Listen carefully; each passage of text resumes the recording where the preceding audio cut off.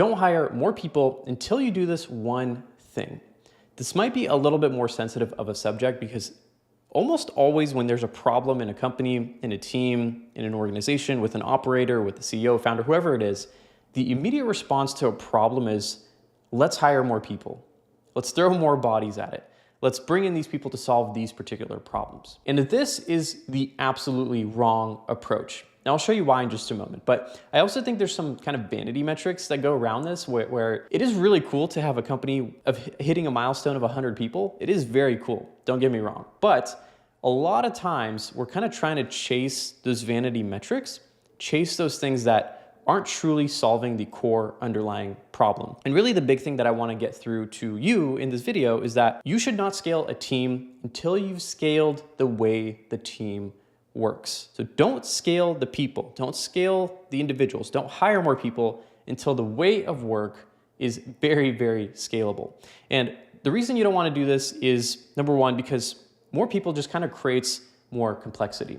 And I like to think of this as sort of diminishing returns. When you hire more people, there's more meetings, there's more status updates, there's more communication that's needed, there's more tools that are needed, and it creates this kind of level of diminishing returns. I like to think of this as sort of monitors. If you have a really, really small monitor, and let's say I want to be twice as productive, I might get a second monitor, and maybe I'll be twice as productive. Let's say that a second monitor actually makes me twice as productive.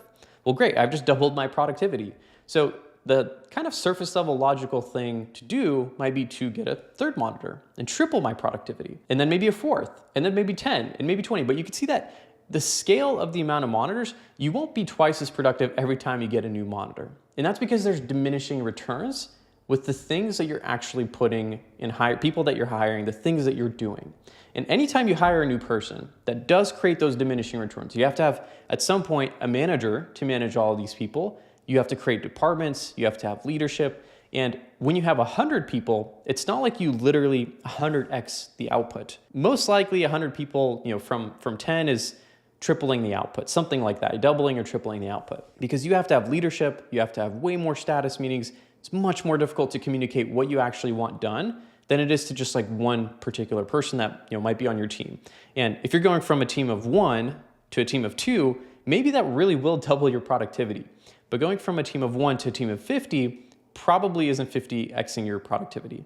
It's more like, again, going to be like a 2 to 3x, maybe 4 or 5x if you're doing really, really well and you nail the underlying model. The biggest Jira mistake I see being made is when teams try to achieve a goal by implementing Jira, but they miss the execution layer.